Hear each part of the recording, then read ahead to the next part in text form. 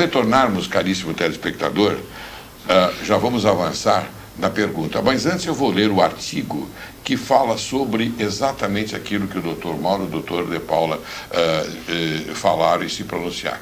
O artigo é o seguinte, é o artigo 387 do projeto. Não havendo dúvida a ser esclarecida, os jurados deverão se reunir em sala especial por até 1 hora, vejam só, até 1 hora, a fim de deliberarem sobre a votação. Aí vem o parágrafo único.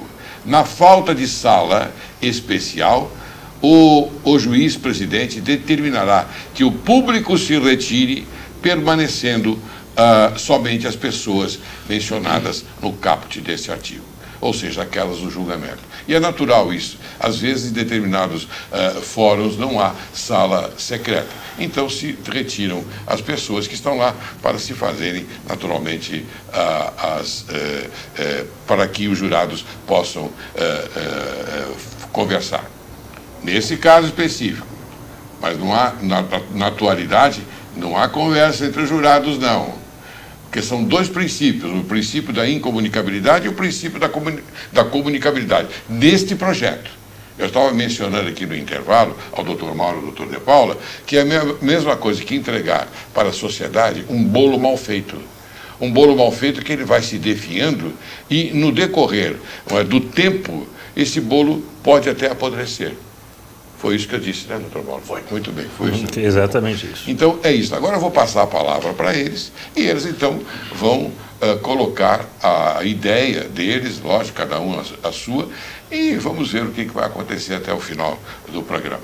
Doutor, quem primeiro? Doutor De Paula? Pode ser. Por favor, doutor De Paula. Olha, como diz o artigo 387, diz que os jurados poderão se reunir e discutirão a causa em até 1 hora. À primeira vista, dá a conotação de que a causa será resolvida em 1 hora. Eu não vejo dessa forma. A causa está sendo resolvida desde quando o réu foi acusado. Houve produção de provas, a acusação falou, a defesa falou, vieram então os autos a ser julgados pelo Conselho de Sentença, houve os debates da acusação, houve os debates da defesa, e então, somente após isso é que então os jurados irão se reunir numa sala secreta para debater o assunto em até 1 hora. Por quê? Como eu disse no bloco passado, talvez alguma coisa tenha passado desapercebido por algum jurado e que seja um caso de extrema relevância, de extrema importância para decidir entre a condenação ou a absolvição de um réu. E por muitas vezes, Laércio, o que está em jogo não é só a vida do réu, mas também a vida da família do réu, porque muitas vezes é o réu quem sustenta a família. E por 2 minutos que um jurado não tenha prestado atenção nos debates ou da acusação ou da defesa, possa então fazer a injustiça. Tá certo. Essa é a minha ótica. Muito bem. Essa é a sua ótica. É a minha ótica. Agora a sua, doutor Mauro, por gentileza. Fique à vontade, doutor Mauro. A minha ótica é exatamente igual à do De Paula, e na essência é exatamente igual. Eu participei de 2 reuniões dessa comissão.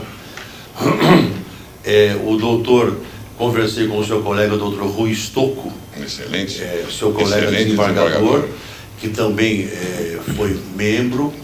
Conversei com outras pessoas, com o doutor Hamilton Carvalho aqui no hotel Mofarrege, num congresso do IBCCRIM. E aonde eu quero chegar? A comissão entendeu de que os jurados reunidos, porque quando aqui o projeto fala deliberarem, no dicionário Aurélio, isso foi debatido. É um verbo, né, se não me engano. O deliberar. É um verbo forte, né? Mas o deliberar significa o quê, doutor? Ponderar. Ponderar. Ponderar? Aí que está. O dicionário Aurélio, o dicionário Aurélio explica que deliberar é refletir. Deliberar não é decidir. Pode até ser entendido como decidir. Pode. Mas a comissão entendeu consultou entendidos em língua portuguesa, e o deliberar, ele também tem essa conotação de refletir, de reflexão, de ponderação. Então, naquele ínterim de uma hora, Laércio, onde eu quero chegar? Naquele ínterim, e o doutor Hamilton Carvalho, que vai se aposentar agora dia 9 de maio, insiste muito nisso. Os jurados, eles refletem, trocam ideias. Em até uma hora. Até uma hora. Trocam, não existe a possibilidade de uma ascendência, de um jurado ter uma ascendência total sobre o outro e fazer o outro condenar quando quer absolver, até porque o voto depois é secreto. O voto depois continua secreto. Olha a gravidade, hein? Então, eles vão trocar ideias, Laércio. Então, vejam bem, telespectadores e colegas, aonde eu quero chegar, e o doutor Hamilton Carvalho insiste muito nisso. O povo vai decidir, o povo tem que ter voz, o povo tem que trocar ideias, a dona de casa conversa com o médico naquele ínterim de uma hora, mas trocam ideias, o jurado tem que ter voz. Muito bem. Primeiro ponto importante, quando se lê deliberar, eles não vão decidir, eu vou condenar naquela uma hora. Ou vou absolver. Não, eles não vão dizer isso. Eu vou trocar ideias, eu vou esclarecer alguns pontos. Depois, o juiz adentra a sala especial e começa tudo normal. Muito bem. Então, só para encerrar, o jurado, que deve ser elevado atualmente, ele tem que ter voz. Ele tem o direito de trocar ideias e de refletir para nós alcançarmos uma justiça melhor. Muito bem. Esse artigo, doutor Mauro, doutor De Paula, permanece nas duas... Permanece. Nos dois projetos. Foi de 8 para 7 jurados. Só isto. Muito bem. Isso continua igual. Bem, agora eu me permito, caríssimo telespectador, abordar o tema que, afinal de contas, é bastante, na minha visão, um pouco confuso. Porque quando o artigo diz reunir em sala especial por até uma hora, vírgula, e aí vem uma locução importante, a fim de deliberarem sobre a votação.